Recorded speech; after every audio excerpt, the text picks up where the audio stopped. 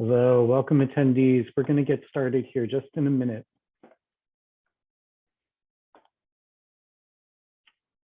Hello, if you're watching live on Facebook, we will be starting here just in a minute.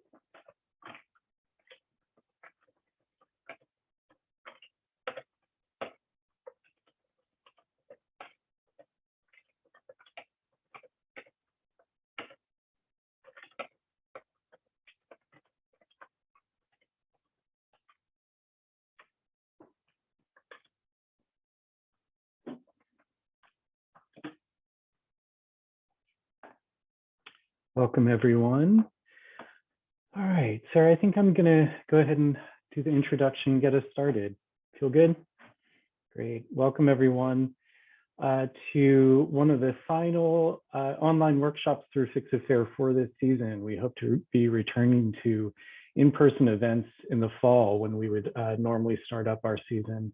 My name is Wing. I work with the City of Portland. I'm one of the coordinators for the Fix-A-Fairs, bringing you topics for classes and workshops that you would normally find at our in-person events. And we start bringing them to you in the comfort of your living room or wherever you happen to be during the pandemic. And to let you know, we will continue with some online workshops still. We intend to move to a hybrid model because we found these to be accessible for some people.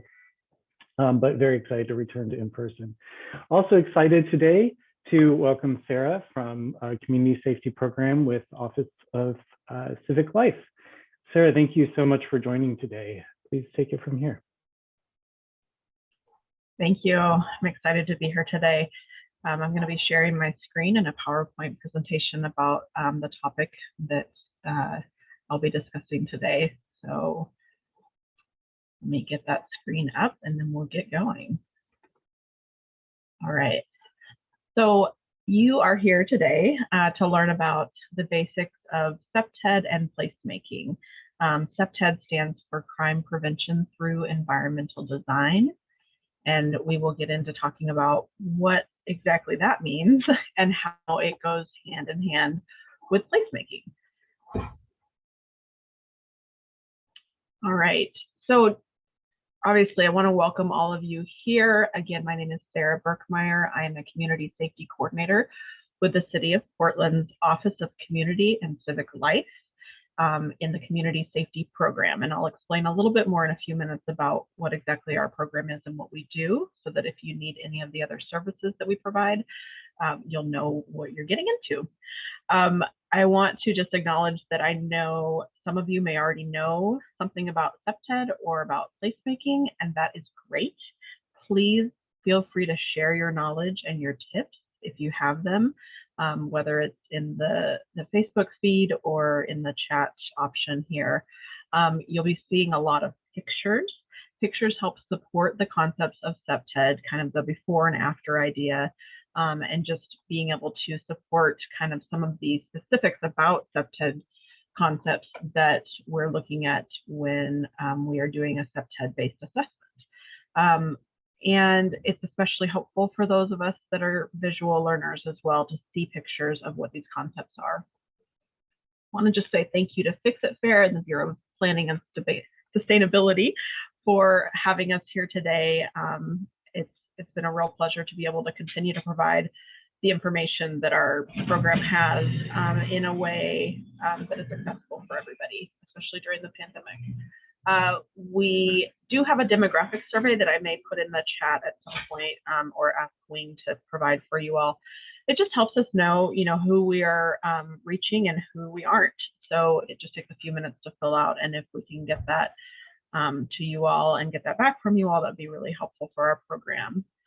So I want to give you a little introduction more to myself and my role and what the Community Safety Program does. I have been with the Community Safety Program for 4.5 years. We were previously known as the Crime Prevention Program for the city, and we are housed again within the Office of Community and Civic Life, which is formerly the Office of Neighborhood Involvement. We provide training, CPTED-based security assessments, community building and placemaking support, and a lot of referrals and consultations around public safety or community safety concerns. So our trainings mostly right now are focused on personal safety, bringing neighbors together in ways that enhance the safety of their communities, and a little bit of emergency preparedness and traffic and pedestrian safety. And our CPTED-based security assessments, I'm going to talk about those in a little bit so that you know, and if it's something that you're interested in having done at a property that you either live at or work at, we can look into doing that for you.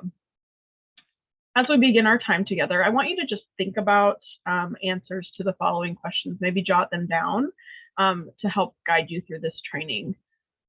In general, what are your safety concerns? And what are your questions about safety in Portland?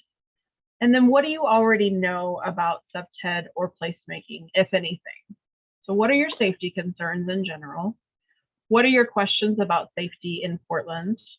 And what do you already know about CPTED or crime prevention through environmental design and placemaking? All right. So with that, we'll go ahead and get started with what in the world is CPTED and why does it work? So on your screen, you'll see the words alligator infested moats, burglar proofing with natural landscaping. And then I'm going to show you a couple of pictures here.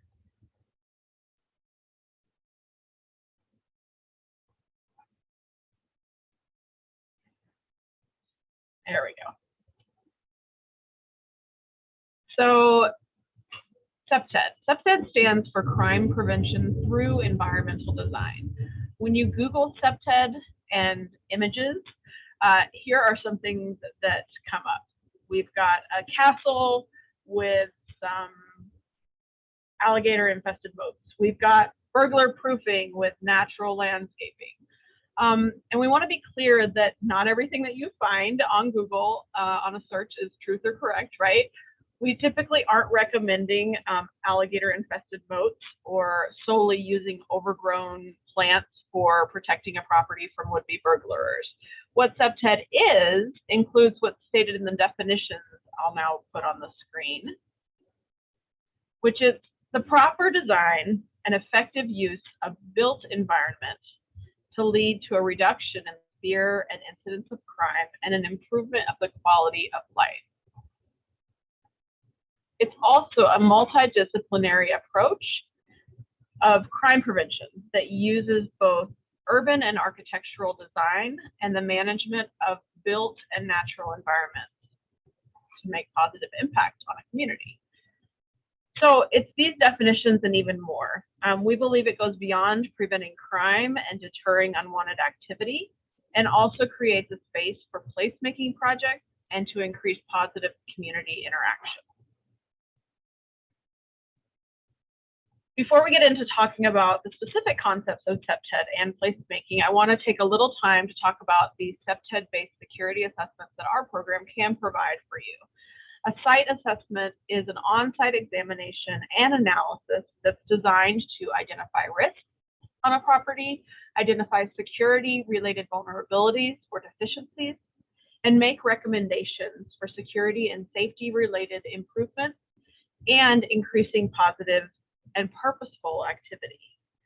So first, we schedule a time in which we walk through the property, we make observations, we take pictures, we ask questions, and we make some initial recommendations for things that can be improved on the property.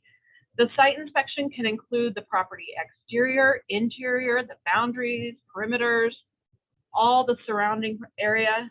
We also try and focus on the most vulnerable parts of the property, looking at landscaping, lighting, wayfinding or signage, places of concealment, natural access control, doors, locking mechanisms, window security, other building entry points besides doors and windows, video surveillance systems, and activity that's happening on the property, whether it's wanted or unwanted activity.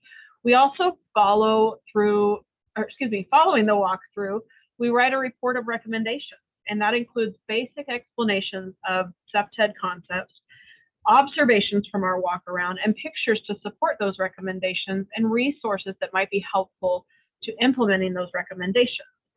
We then conduct a 3-month follow-up to check in and offer further resources. And so these CPTED-based security assessments can be done on any kind of property where there may be vulnerabilities or unwanted activity happening. And so we can come to your private home residence. We can go to a business. We can go to a park. We can go to a common shared community space and just take a look and say, let's look at these vulnerabilities and see what might be some things that could be done to decrease the vulnerability and increase the positive activity and safety and feelings of safety in the space. So CPTED, as far as the concept of CPTED, has what we call the 3 Ds of CPTED: designation, definition, and design. And I'm going to get into each of those more specifically and what they mean when we're thinking about CPTED. So we're going to play a little quick game called Name That Church. And I want you to take a look at the pictures on the screen and tell me, and whether it's in the Facebook live feed or in some other way, which of these church-looking buildings is still currently designated as a place of worship, or a place where people go to follow a certain faith and to worship in that faith. And so Wing might be able to tell me if there's any responses on Facebook Live or otherwise, which of these buildings is currently used as a place of worship.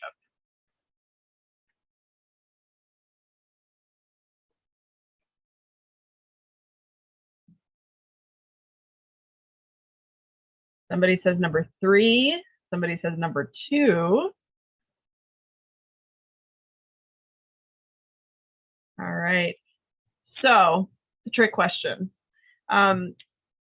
Before I tell you which buildings are which, Linda got it right. Number 4 is currently a brew pub. Number 2 is actually not in Northwest Portland, but rather in Southeast Portland. I'll explain what it is.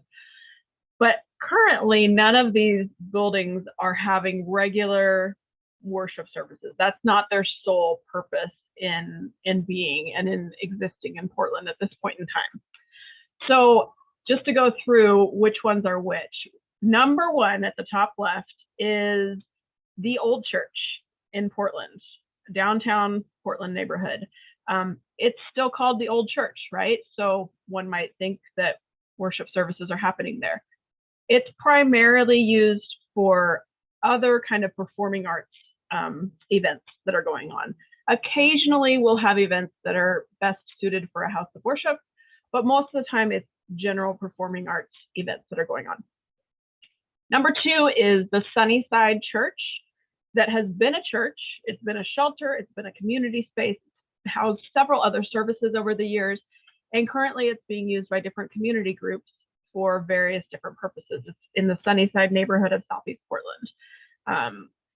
Number 3 is the Old Church. Again, church is in the name. However, it is a restaurant, bar, and entertainment venue run by the McMiniman brothers. And number 4 is the Steeplejack Brewery. And it's just as it sounds, former church turned into a brewery, right?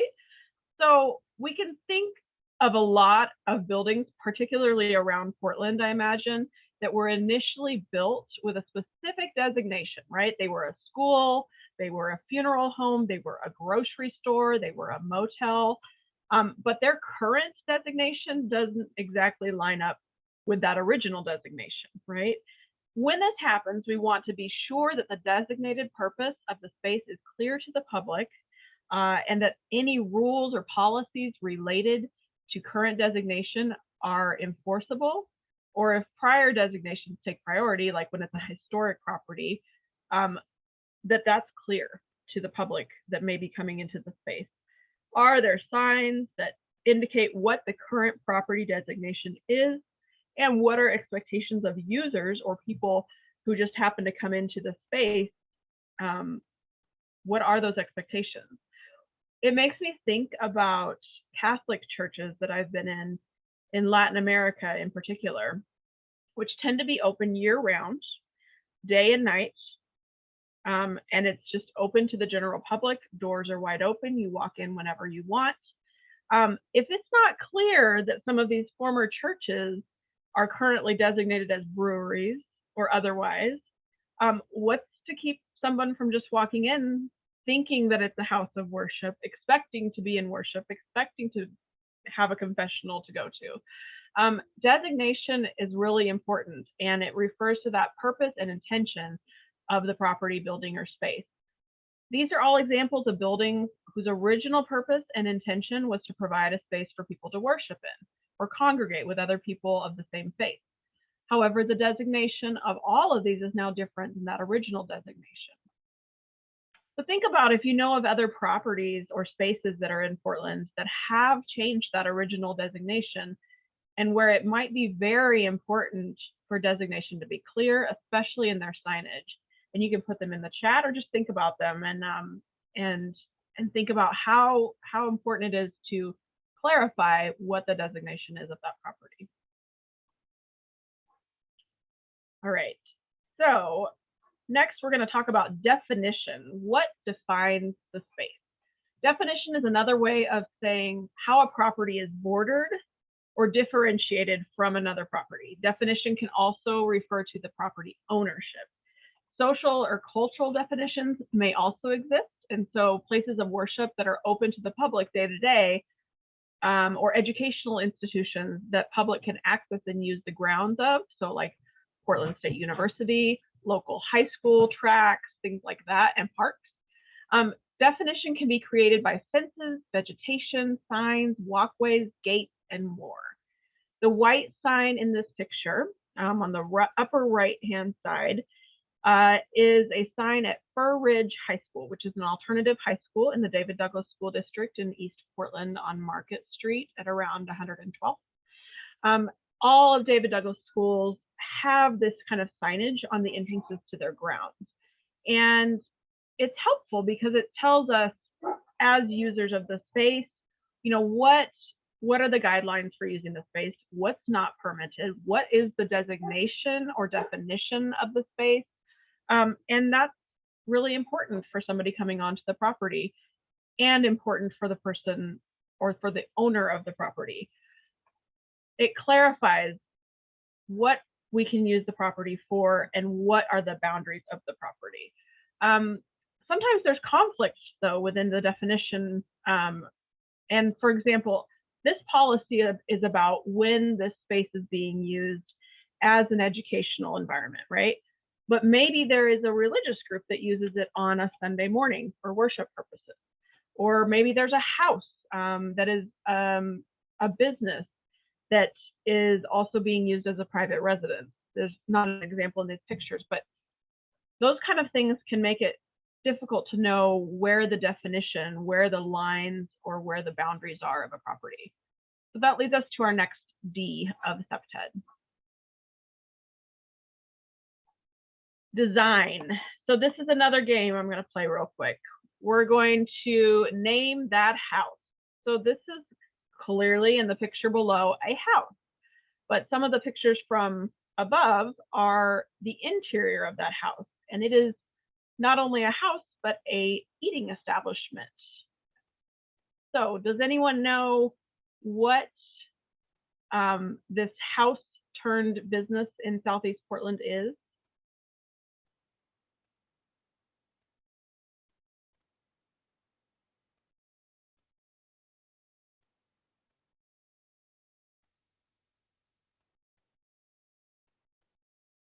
Yes, so one person in the chat has said, is it the Rimsky-Corsa Coffee House?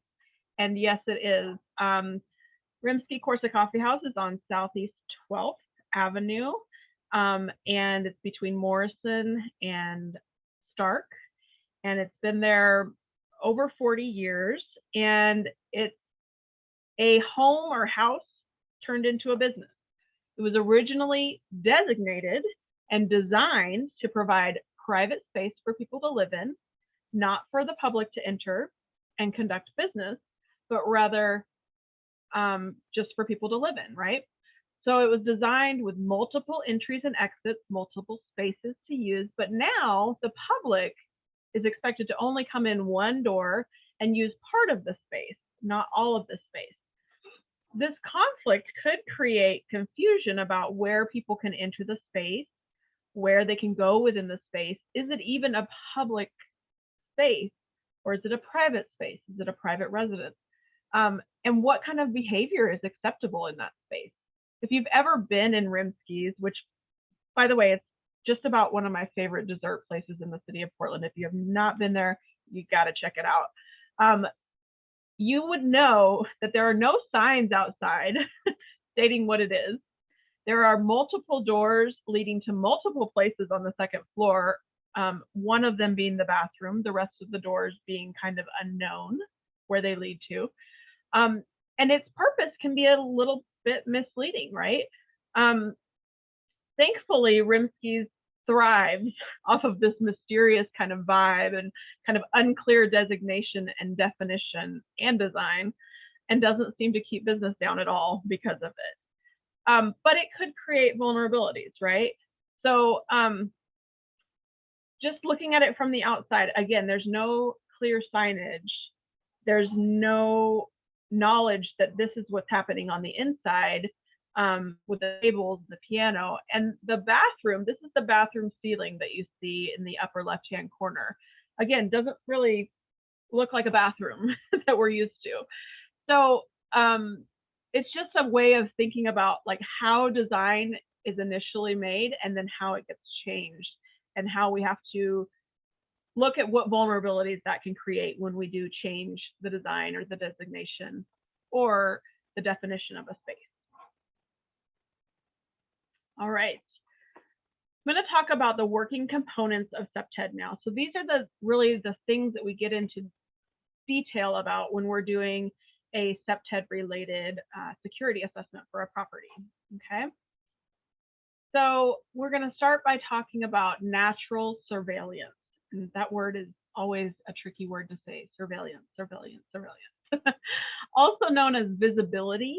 It helps people to see what's happening in a space in a more natural way, right? It's not necessarily including things like cameras or binoculars or anything like that to see what's happening in the space. You just naturally can see what is happening in a space, and whoever is in that space can naturally see out what's happening on the outside of that space. Effective design and maintenance allows and encourages people that are conducting their normal activities to observe the space around them, as well as eliminating hiding places where people can engage in unwanted activities. So natural surveillance helps create a sense of risk for those folks that might be contemplating unlawful or unwanted acts, because they can be seen more easily.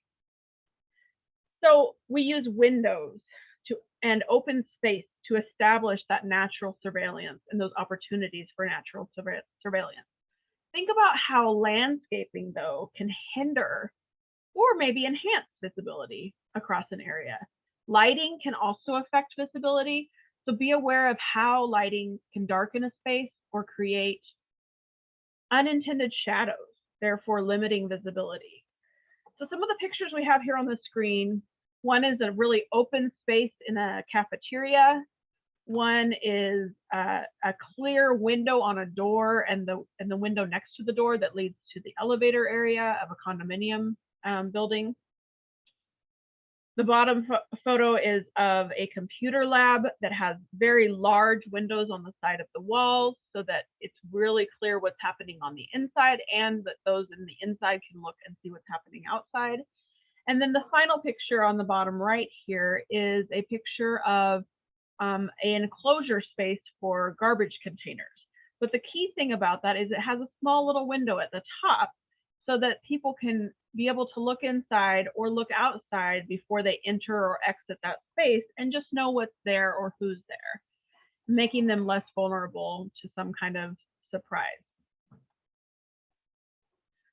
So natural surveillance, as I said, also includes paying attention to how landscaping is and lighting and how those affect the visibility. And it's very important.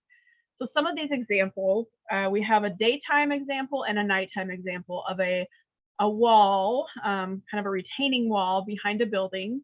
And while the nighttime example looks as if it's very well lit up, it still creates pretty significant shadows. So that light up is actually caused from the street light. And so the street light is very bright and creates a light on part of the wall, but it also creates shadows outside of the span of its illumination. So it's important that if you're going to use lighting in a SEPTED upgrade, that it's lighting that doesn't create shadows, that it is lighting that is bright enough that you can like read the headline of a newspaper, but not so bright that it's just casting a light off of whatever material it's illuminating.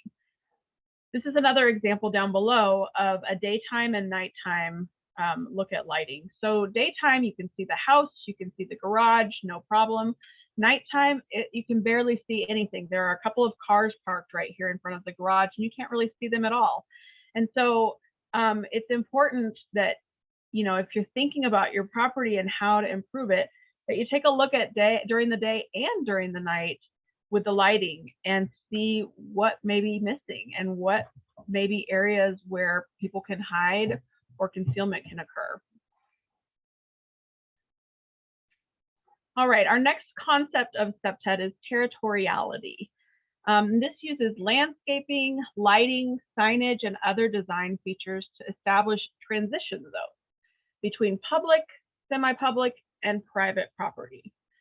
So territoriality establishes ownership and sets a standard of behavior. When the space is clearly defined, we talked about that earlier, anyone using the space can enforce appropriate behavior and ask others to change their behavior to adhere to the norms of the space. So this picture here on the left-hand side is a picture of City Hall, and it shows how territoriality was built into the design. There's a low fence right here in the front, and then shrubs and plants behind it that lead into a closed-in courtyard. And then it leads into an even more narrow space between the pillars that guides you directly into the building's entrance. And that is all part of territoriality. It's all about helping guide people that are using the space. And one thing that we also encourage people to think about is kind of the design of Disneyland. So everything in Disneyland is designed in a certain way and to help people move around the space and be in the space in a certain way. There are curbs in certain parts of Disneyland that are designed in that way so that people can have a place to sit. There are places where there are not curbs and you just have to keep moving. And they designed that on purpose in that way. And it's similar to this idea of territoriality that's just helping guide people from what is general kind of open space, public property into a property that may be more defined as private property. And then the picture of the condominium building on the right-hand side is showing a change in the types of landscaping, including the coloring of the landscaping, and the fencing that limits access to just the pathway, and the signage that helps people understand who is allowed to access and what the purpose of the space is, and what that means. So it says, please respect the neighbors, Rivage residents only, beyond this point. And it's very clear, like this is how you enter the property. And if you're entering the property, this is who you should be, this is what you should be doing. So that's just some examples of territoriality. A couple more examples are just how the front of a space tends to look. So we've got an example of a private home here on the upper right-hand and left-hand side, and then some condominiums down on the bottom left and right. The private homes have this kind of terracing look to them, and there's a change in color moving up towards the door of the home. And it's clear that this is the path to go in and out. And if somebody were to be standing, for example, in the middle of the grass or in the middle of the landscaping out to the side of the path, it would seem that they were out of place or not kind of doing the activity that was intended for the space. So this space guides you to stay in one particular location. The condominium examples on the bottom, they've used different kinds of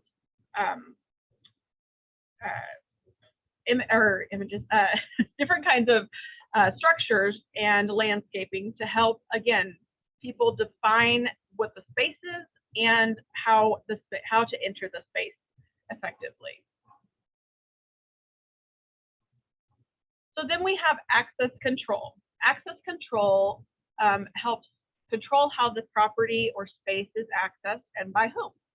So effective access control limits and redirects access to reduce the likelihood that people will enter the property or space and engage in unwanted behavior inside the property.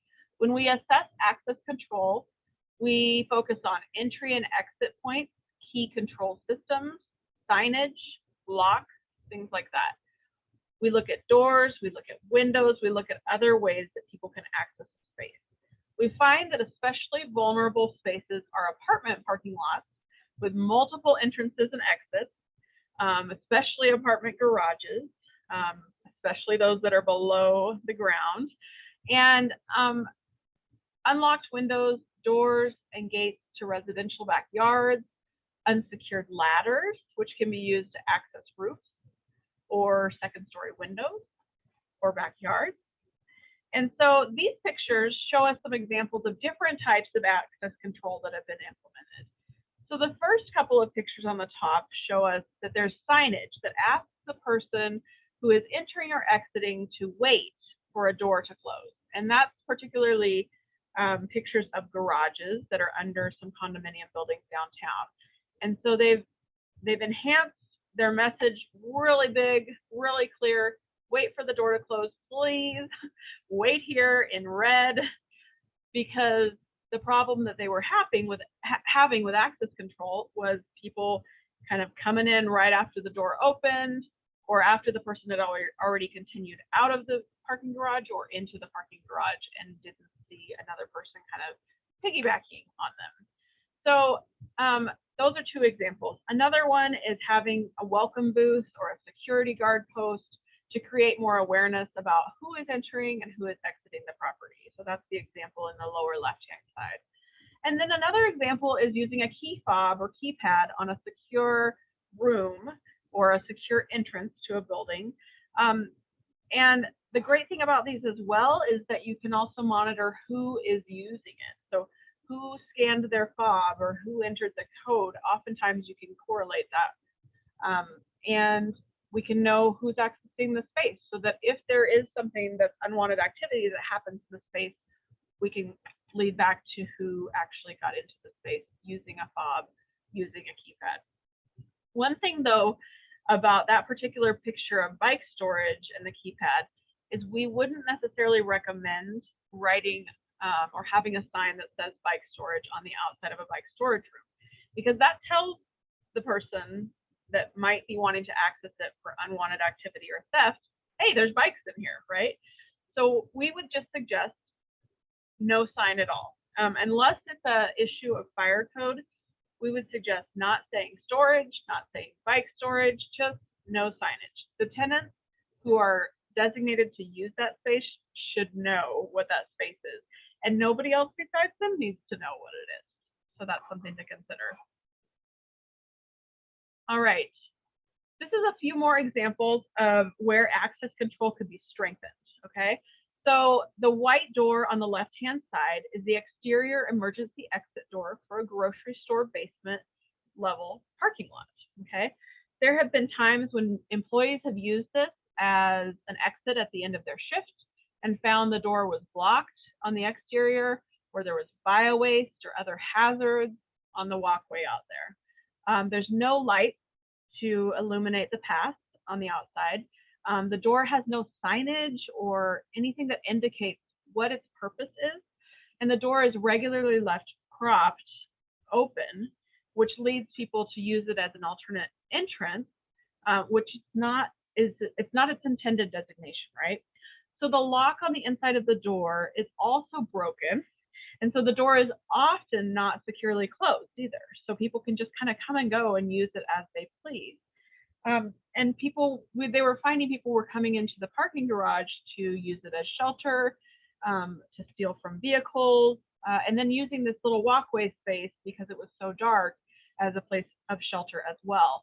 So the door can be improved by adding signage, adding lighting outside, and perhaps even just an eye viewer on the door. That's that little piece that you can look through and see what's happening outside, so that the people that are on the interior needing to go out will know what's out there before they open the door.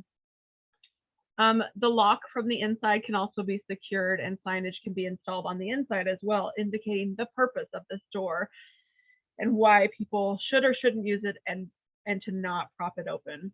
So the next doors over, the green doors in the middle of the screen, lead to a trash room at a downtown hotel. So the alcove style of the space attracts campers and loitering. There are very low halogen lights that illuminate the space, and the door is only secured with a handle lock on the outside. So the opportunity to access this space and then therefore access kind of the back spaces of the hotel is pretty easily attained, right? So suggestions for improvement for this particular door would be adding windows or an eye viewer so people inside are aware of what is on the exterior and aware of that before they open the door. Adding signage that indicates what the space is and who manages it, especially in case of an emergency. So if somebody finds somebody outside of these doors that needs help, but they don't know who's in charge of the property, have some signage on that door that says this property is managed by this company and this is how to contact them. Install a brighter form of lighting and maybe a camera to more clearly observe who's incoming and who is going, and that would be helpful as well. And then as far as the window access here in the upper right-hand corner and the lower right-hand corner, the window at the basement level underneath the house with a covered space directly in front of it could be very attractive for someone seeking shelter and could also make for easy access to the basement level space. So the rocks outside of the window that you may see here, right next to the bricks, could be used to throw through the windows and break the windows for access, right? So we want you to be clear and be aware of things that are maybe outside of, especially big patio glass doors or other big glass windows or doors that could be used to break those and the glass on those and then allow people to access the space. So we would suggest removing the rock, securing the window with another lock of some kind, and maybe boarding off or gating the area off to make it less vulnerable to people using it as a shelter or gaining access to the basement. The well style window down at the bottom of the right part of the screen can also be used, or can also be problematic for access control. That grate, that brownish rusted grate, normally covers that well, and it was removed at the time that we did this assessment. So we would suggest the grate be more securely attached to the well, and that the grate style window that's there is securely locked shut, because there was some issue with some people using that to get into the rest of the building. All right, target hardening is our next concept of SEPTED, and it includes the following. So creating barriers that people must pass through to enter a property, enforcing and strengthening the location through the use of physical security devices and practices, and then designing facilities which place safety and control in the hands of the users. So the picture of these windows on the upper left picture is an example of where target hardening could be strengthened. So the windows are at street level with very little barrier to accessing them, right? Something could be thrown at them or they could be broken open quite easily. The second picture of the long entryway it's in a hotel is an example of strong target hardening. There's several steps that someone has to go through to get all the way into the hotel and to the front desk. And so we want to put in as many steps as possible before a person is actually completely in a space. And that's part of target hardening. The great thing about this hotel entrance is that visibility is very good and access control is strong. There are 2 doors that one has to go through to get inside, and then as well as being naturally guided to stay in one specific area just by the placement of the rug, by the mirrors that are on the the right-hand side, and the roped off area on the other side. It is clear the guide that takes you into that building. The third example is, again, Fur Ridge High School in the David Douglas School District. And it shows that someone has to walk down a sidewalk, past the bollards, through 2 rounds of well-windowed doors before they're actually even able to enter the school area, the inside. That's another example of really great, well-designed target hardening. All right, maintenance. Maintenance is about providing regular maintenance to a property or space to ensure that the maximum effect of recommended environmental changes is there. This includes keeping landscaping pruned, replacing burnout lights, cleaning light globes, replacing faded signage, repairing damaged fencing. And the examples that are in the pictures are all examples of common maintenance concerns for property, including these dirty or broken light fixtures, overgrown plants, and broken lock. So these are fairly simple fixes for someone to make on their property that can make a really, really big difference in the vulnerabilities that exist at the property and the feelings of safety.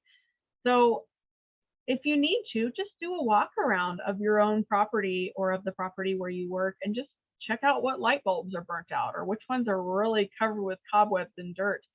What locks are not working? What signs can you not see because they're covered up with a tree that's just growing at a really fast pace? Maintenance is very important. And finally, we have activity support.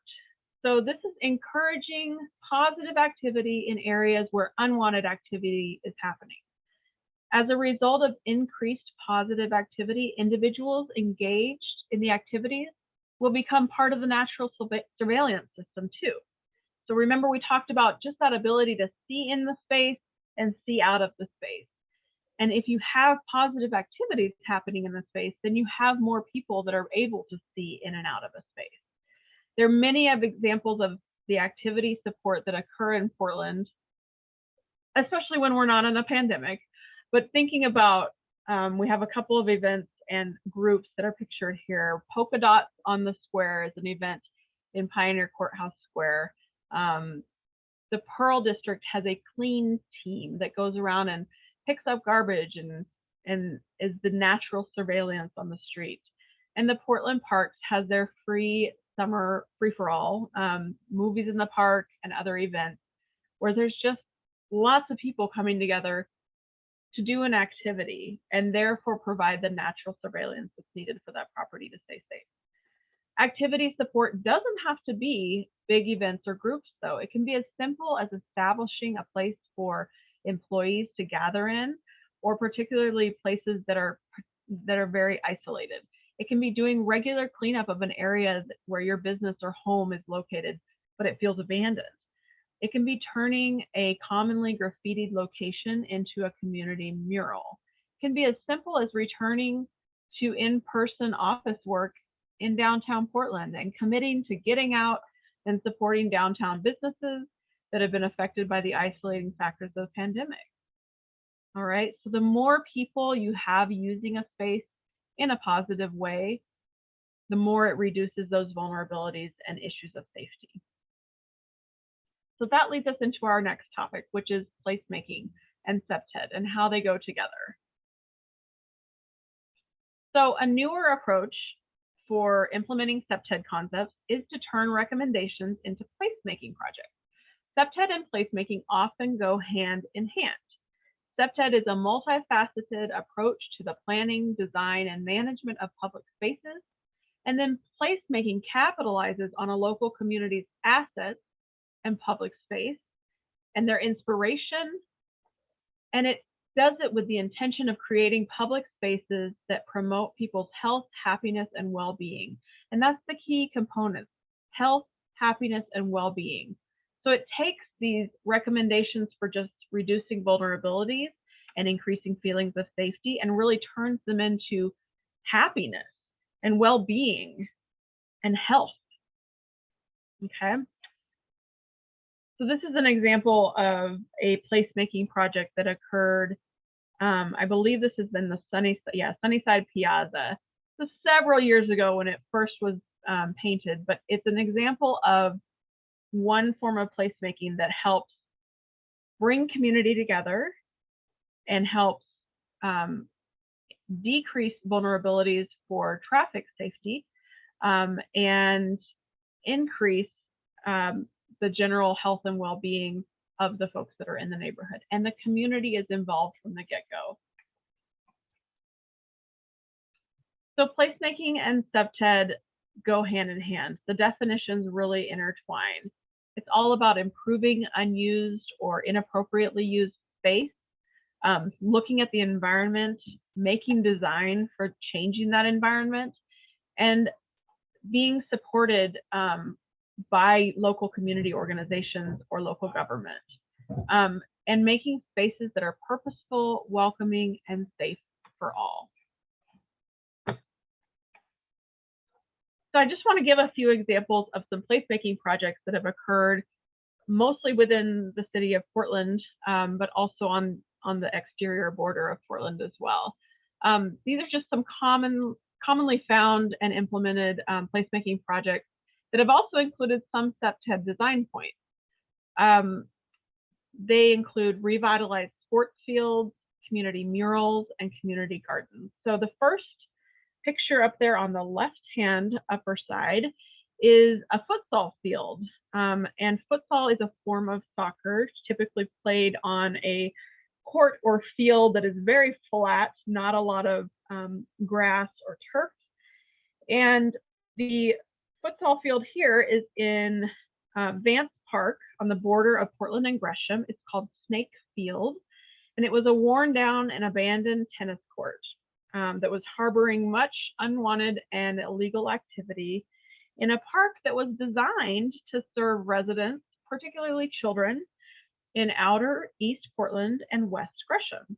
And through the support of Portland Timbers Fields for All program, the field was completely refurbished to function as a futsal court, which is a very popular sport based on the premises of soccer, but especially among immigrant populations. And that is what makes it so special, is that this is an area of the city or the cities that houses many immigrant populations. And so this was created by them and for them as an option for a safe place to do something that they love to do. Another example here is this person that's painting the post. And this is a parking garage turned into basically a mural practice area. So local artists can go here and just paint on the walls and practice what they might be doing for a community mural in the future. And then finally, we have community gardens, and these are all over the city, right? Some of them are run by the city of Portland, and some of them are run by other community organizations. Many of them are open to the general public. Many of them are specifically placed in areas where there is subsidized housing or people of lower incomes, and as an option for food insecurity needs to be met. So this is an example of one, I believe it's also in East Portland, of a community garden that people can access, and a placemaking project that has been very successful.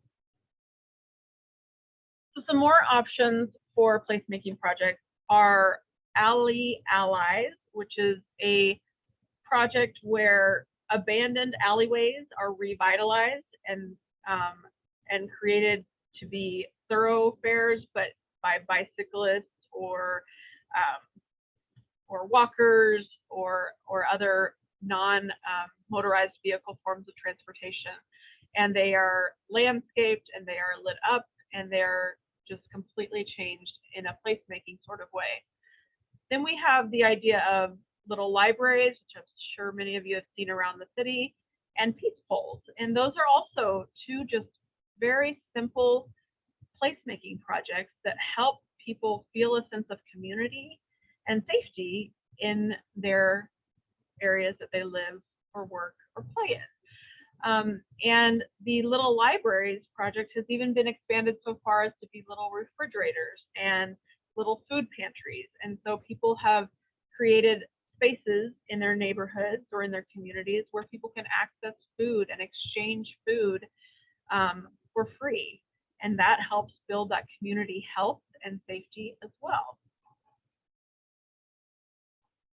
And then one more project that I would definitely consider a placemaking project that I've watched transform over the years is the Plaza del Sol or Rockwood Rising, or now as it's referred to, Downtown Rockwood project. So the Plaza del Sol was initially created in 2009 by the city of Gresham along with the community. And for years before that, it was known as the Catalyst site. It was formerly housed Fred Meyer, which was torn down in 2001, and then became kind of an empty, abandoned lot for a few years. Undesirable activity regularly occurred on the property, and the city eventually began improvements under urban renewal capital project to make it better. So there was street painting, as you can see in the upper left-hand photo. There was a wildflower field installed. There was a fitness trail, there was a playground, and new art installations.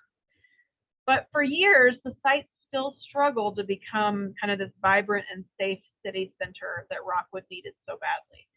So slowly, the site began to host more and more positive activities, such as Cinco de Mayo Festival, the Rock the Block Festival, and then eventually development continued on the site in 2019 with the building of a mixed-use village.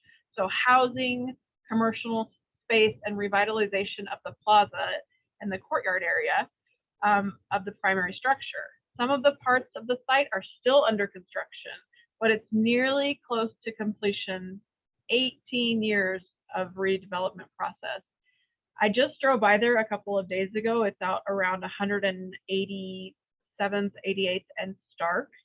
And it is incredible to see what is happening out there now compared to what it used to be.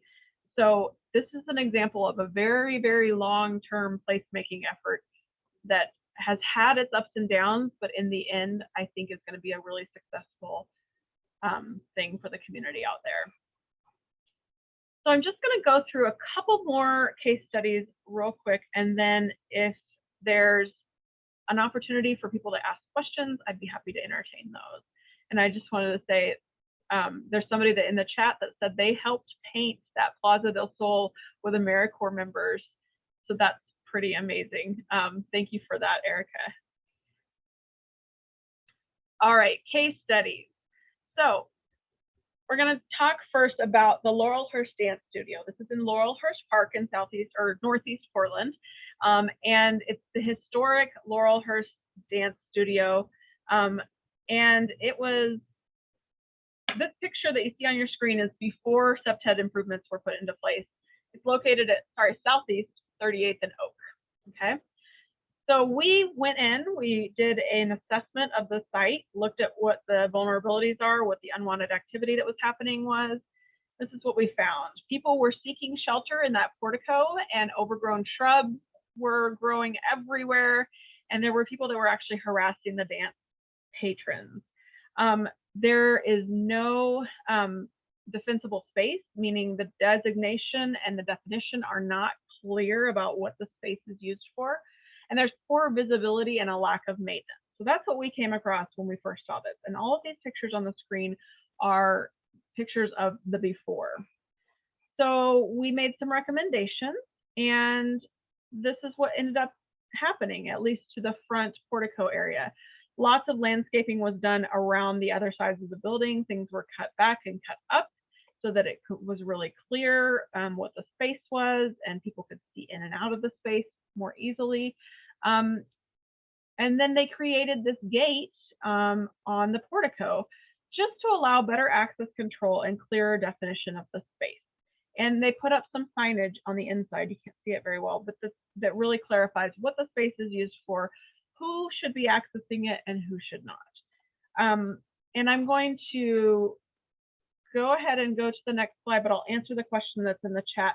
The chat says, are these projects typically funded with private funds, or are there grant opportunities available? So our CEPTED assessments that we do are absolutely free to the community. Placemaking projects can be funded through a variety of options. So there may be funds available through the city, there may be funds available through your neighborhood coalition, there may be funds available through Metro, there may be funds available through other private grant opportunities with organizations as well. So that's what I know about that, and that's kind of the quick answer that I have about that. So the next case study I just want to go through real quick is Good Samaritan Hospital Park.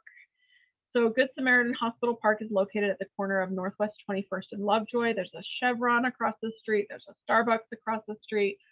This picture you see on your screen was back in 2016 or 17, before our CEPTED assessment was done and before the recommendations for change were implemented. So what we saw happening there was a significant misuse of space. It was not being used for its intended purpose, and instead was being used as a place to rest, a place to use drugs, a place to engage in other inappropriate and illegal, unwanted activity. It was misused because of a lack of designation and definition.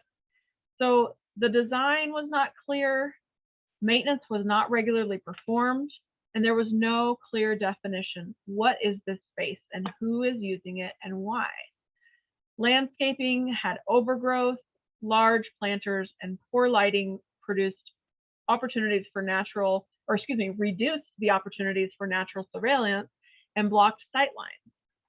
So after the CEPTED assessment was done, shrubs and planters were removed to increase sightlines and visibility. Sidewalks were updated to increase visibility as well, and new lights were installed to increase visibility as well. So this top picture is the before from the corner of 21st and Lovejoy, looking into the park. And this second bottom picture is the after. So you can see sight lines were significantly improved. You can see everything that's happening in this space, and yet it's still a pleasant looking landscaped park, right? So just a couple of other notes about the work that was done here. Before, the plants grew wild. So the before is actually on this side. The after is on the left-hand side. Plants grew wild, and while they created a sense of privacy, it also created opportunities for people to hide and stash drugs.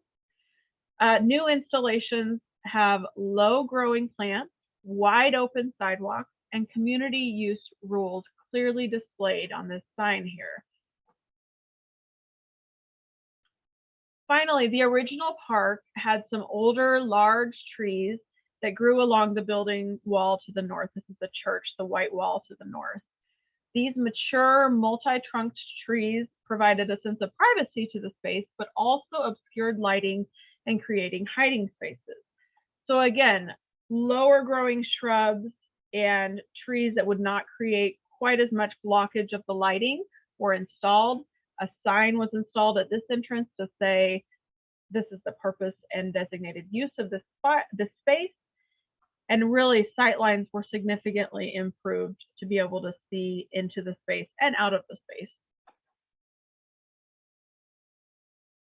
So just to review real quick, the 3Ds, we talked about designation, definition, and design, and how important those are when we're utilizing a space and when we're trying to communicate what the space is for and who should have access to the space. The working components of CEPTED that I discussed are natural surveillance, territoriality, access control, target hardening, maintenance, and activity support. And then when in doubt, do placemaking. Turn these recommendations into something positive for the community that will last a long time. contact us for support and ideas, or if you think you would like an assessment completed. So I will open it up for questions. I know we're right at 4 o'clock. If anybody has any questions or anything they want to run by me, I'm here.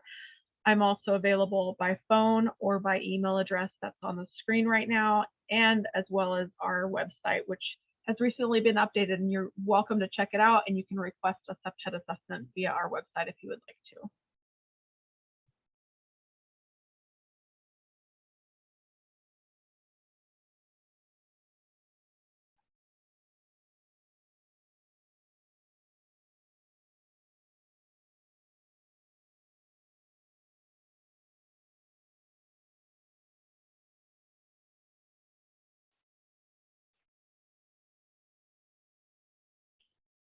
Sarah, thank you so much. I don't see anything on Facebook either. Okay. So thank you again for joining. Really fascinating to see the transformation of space happen. Also, Rimsky-Korsakov is one of my favorite places in Portland, so it's really interesting to see it there. Really fun. Thank you everyone for joining, spending the afternoon with us. We really appreciate it. And I think that's all for now. We will see you next time. All right. Take care, everyone. Oh, hey, Sarah. Looks like there's a question that just came through. Did you want to cover that? Yes. We are building an alternative shelter for the church that I work for. We are connecting with Gather Make Shelter. Can we call on you as well?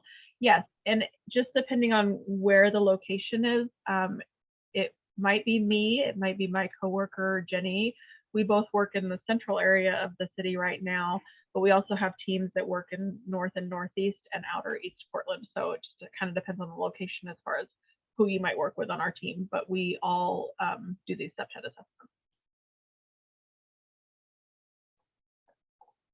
Yeah, just feel free to give us, you can email me or call me, and then I can make sure we get connected with the right person.